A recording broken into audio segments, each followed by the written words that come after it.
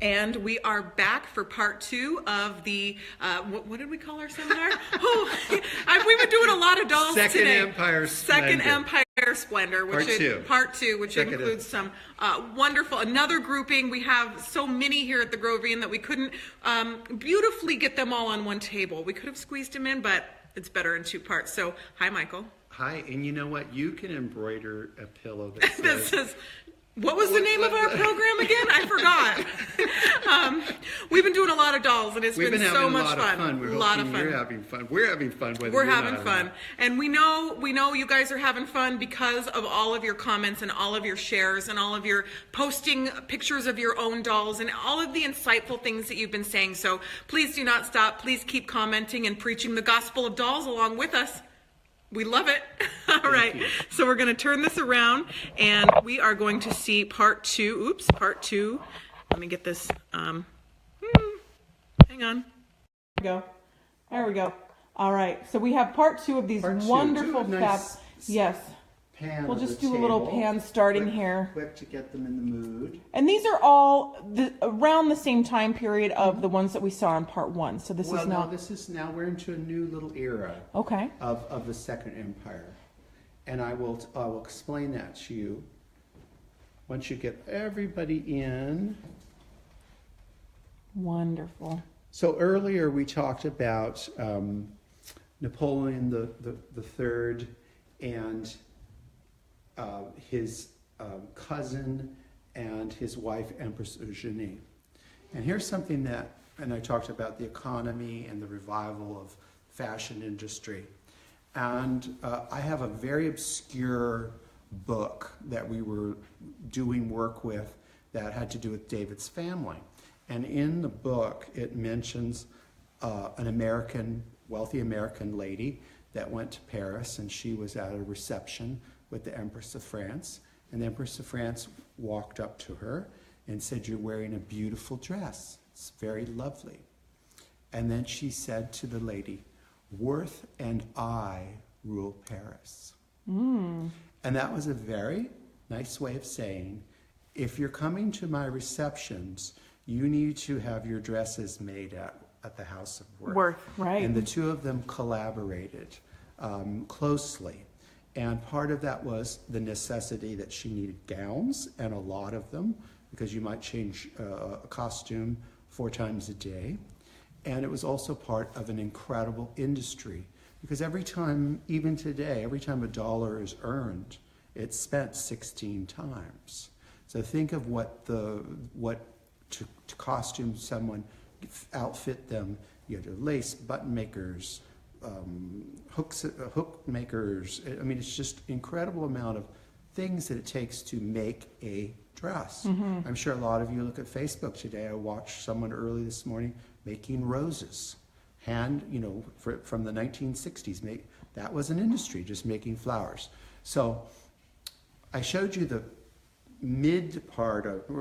early mid part of the Second Empire. Now things have changed. The emperor got tired of these huge crinolines and hoop skirts, and the empress kept them longer than she probably would have liked, because it was irritating to him. So that way she kept it going. But in one day, they changed the whole industry. They went to the races in short skirts, no hoop skirts. So here you might think that this is a teenager. This is not. This is a lady. So this is a brew lady, and she's wearing the short skirt. That this would be almost like a sporty outfit. And a lot of people weren't necessarily ready for that. So this would be the somewhere in between this drastic change of fashion. And I should point out to this brew smiling fashion is really one of our most special brews, because this came from the family that made hats for the brew company. Really? It came through their family. So that Her was face. And it's a tricolor dye brew. Look at that.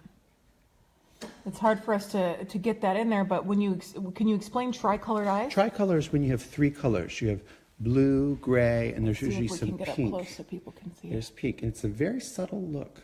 And how rare is it to find a tricolored eye? It's pretty rare. Doll? Yeah. And then here's another a tricolored eye doll.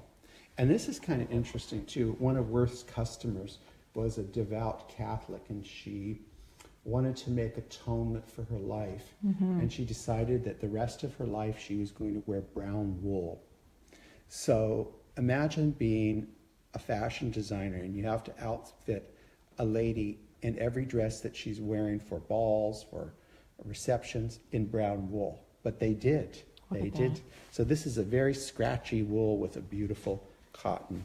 And again, it's a total brew piece. But here you have the skirt shortening. And then, of course, then it got long again. It's so nice because you can see the shoes. Yeah. Now the one behind is not wearing shoes. And was she? I think her shoes are on display because she's got very nice shoes. And sometimes I do that. If the shoes are so great, I'll take them off to display them alongside the doll, and then you hope that you put them back. And so the skirt, the short skirt, which was sporty. The inspiration for that skirt was Charles Frederick Worth and his wife were going to work at their location in Paris, and they noticed that there was a lady washing the streets. And every morning in Paris, people don't realize this, they do wash the streets with recycled water that Napoleon III got going. They washed the streets, and she had her skirt hiked up. And it looked very chic, and that was the inspiration. Then he had to present it to the Empress, and once she agreed to do it, her whole court showed up in short skirts with a kind of an elevator skirt. And everybody, I mean, if you were wearing a big crinoline, you were now passé. And it's so fun to just learn so much about cultures and other times, and that this was considered a short skirt. That was a short skirt. This was a short skirt, and that was really so daring. It wasn't any different than in well, not in your lifetime, Rachel, but in all of in the room's lifetime, the mini skirt, the super mini. That was like really, and it still is. Yeah. Wonderful, wonderful. And then we could kind of go back to the long, let's call it fishtail dresses. And this doll, this is a wonderful doll. This is really, let's be honest, this is a dolly dress. It's not it's a lovely dolly dress. And this is a Lavallée Perron Miss Lily. And so it's a wonderful piece. I'm not knocking the dress, but it's not the... And you have those beautiful little hats. One thing about dolls like this, when they're original and they have their hats intact, you can see how headgear actually was supposed to be worn. Low down on the forehead. Yeah, and I think we'd almost call that, it was called a doll's hat when it was a little small. It's actually called a doll's hat. But here we have, this is the doll dress. This is, look at this, superior. And this could almost be a sample dress for someone to choose from. And this is called a princess line dress, not in the sense of the 1960s or the Empire era princess line dress. That means that it's a one piece. There's no bodice and skirt. It's all in one piece. Most of those did not survive in real size because the sheer weight of it just destroys itself. And you had to really have your clothes perfectly made in order for all of that to work. When you have two separate pieces, you can improvise. But this is a beautiful, all hand embroidered, and look at the pleating where they've graduated the color. Look at that. It's just stunning. Amazing. And then here she has her original hairstyle that's in its original set. It's never been messed with. Let's see if we can. And of course she's got her headgear running across her forehead in a way that you don't normally see. And that's never been removed. That is a very ornate hairstyle. And a lot of hairstyles like that, people don't realize that there's no way a human could have enough hair to do that. They work with a lot of hair pieces.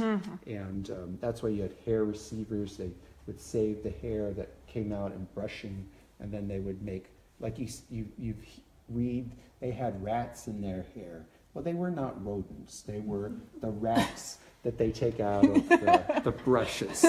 But David wanted me to point out, because I think yesterday, did we do Fantastic? Yesterday. Mm-hmm. And I talked about de Villeroy fans.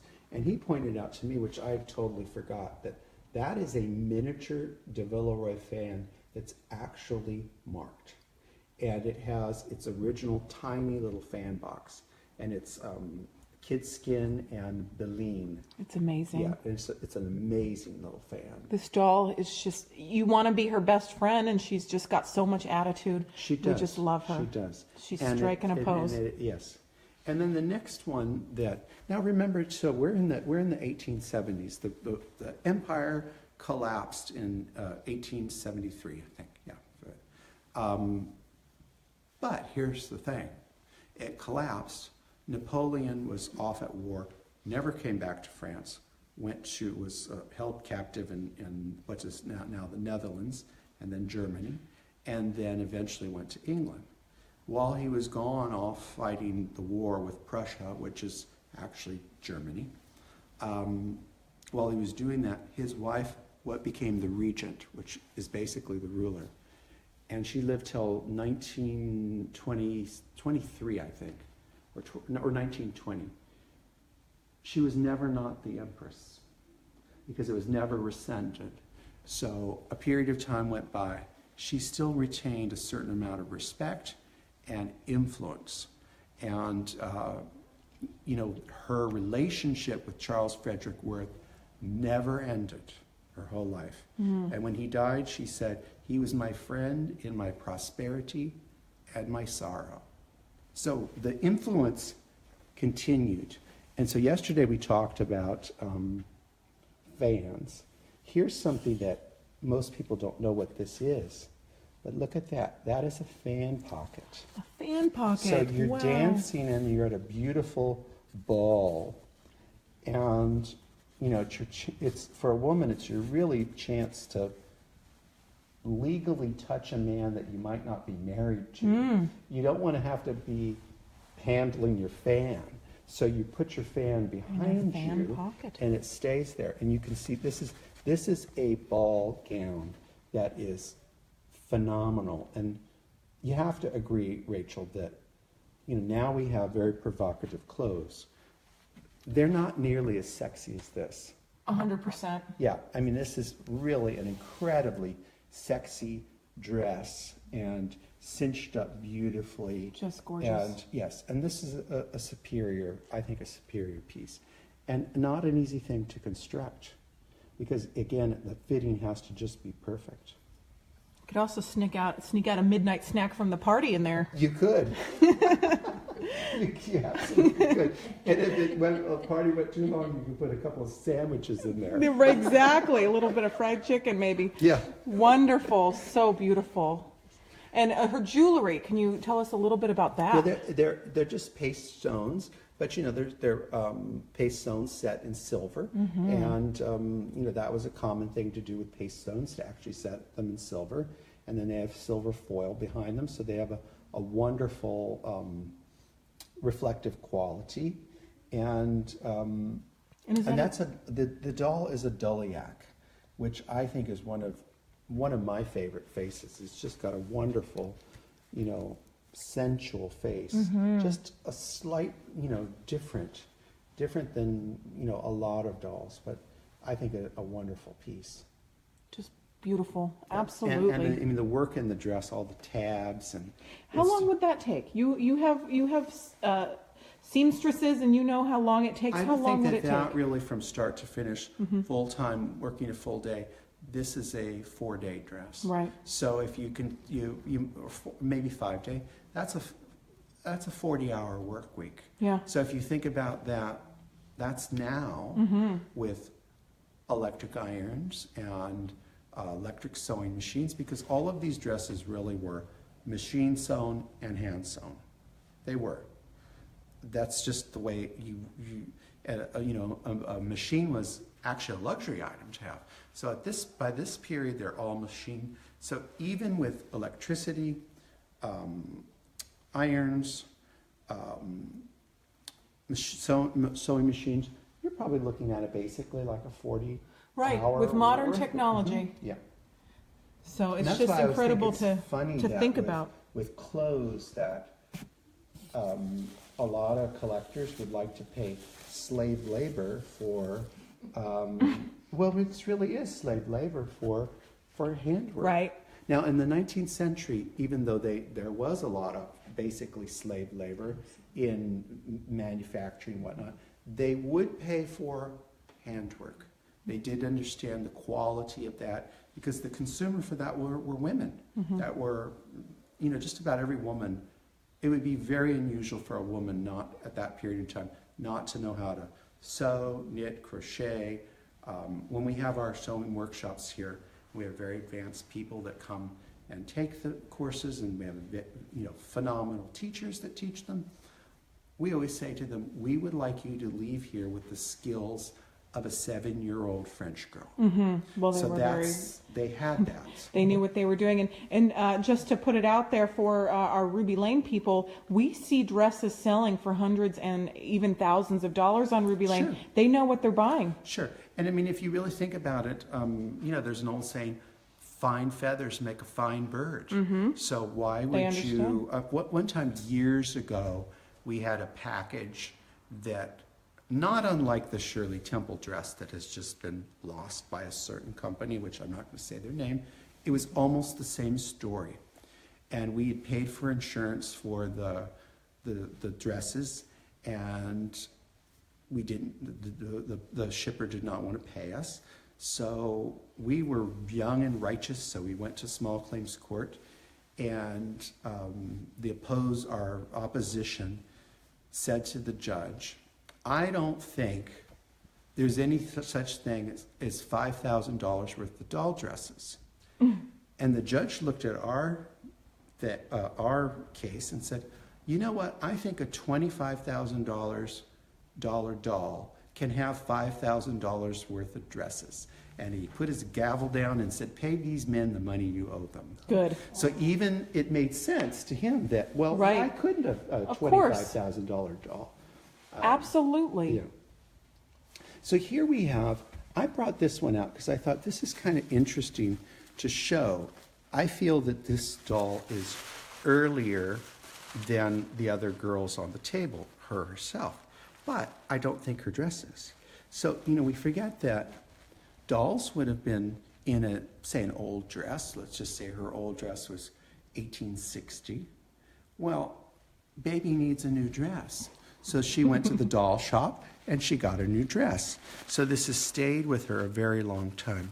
And of course, purple was a very popular color at that time. And the styling is just a kind of a lovely little piece. And this is cotton, by the way.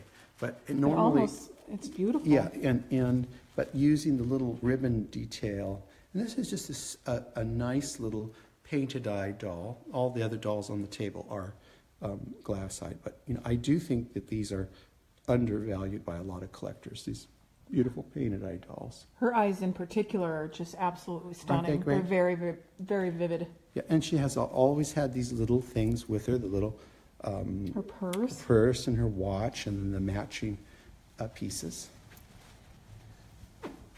I see a range of colors on this table. As far as doll dresses go, is there any color of dress that in itself is a rare color? Yes. Orange is a rare color. Yeah. The French loved orange, and they would mix the orange sometimes with purple. And you think that, oh, that just sounds terrible. Well, it's sensational. Now, you've got to have the dynamic electric personality to pull that off. And, Yves Saint Laurent did, that's so French. I think the thing, though, about orange is the dyes kind of come apart. So that's one, like yellow is another color. I think yellow has been you either love yellow or you hate yellow. I think a lot of doll collectors in the past have hated yellow, so a lot of gorgeous yellow dresses went bye-bye, were taken off and then lost. I mean, Empress Eugenie, her favorite color was yellow. So she wore yellow dresses, and I'm sure it was bright and cheerful. There's colors named after her, but that doesn't mean that those were her favorite colors. So there's, and colors are kind of a key when you study dyes, because doll collectors have to learn more than just about dolls. When you learn about when dyes were invented, that helps you understand what is possible. There's certain colors that if an 18th century doll was wearing it, it's almost impossible that they were, because the dyes for that were not made yet. Right. And of course, some of the dyes were very toxic. Like there's a lot of greens, which I love, like a Kelly green taffeta from the 1860s, but I wouldn't remake a dress out of that for anything, because they are loaded with arsenic. Now, if a dress was still, the dress was still, if the dress was still intact, I'd be delighted to have it. But I'm not going to get my scissors out and stick needles in it and run it through the sewing machine, because you're just releasing all kinds of things. And I know that it's true, because when I've used it in the past, when I was young and stupider than I am now, you start to get like, oh my God, I'm going through puberty again. So I mean, those dyes are very important to know about. And then also too, some dyes, you kind of have to have experience when you're working with fabrics, that some dyes, you cannot take an iron to them, because when you do, it releases something in the chemical makeup, and it really basically destroys the fabric. I mean, I'm not talking about rayon or anything like that. I'm talking about 19th century colors, like certain browns and certain greens, that when you hit it with the heat, it totally changes. So they knew that then, that this is a fabric you don't press. And their pressing was much more intense than ours. So I mean, it's a good thing to know that. It'd be interesting to have a seminar on those dresses that had been messed up, and to actually see what it looks like. And wow, this is a wonderful And I know piece. blue is your favorite color on a doll. No, well, you know what? Actually, blue is not my favorite I thought color. it was. No. But I mean, I don't dislike any color. But I will be perfectly honest with you. My favorite color is red, and my favorite color is red. Well, but I like all colors. Everybody looks great in red. Well, I don't know that.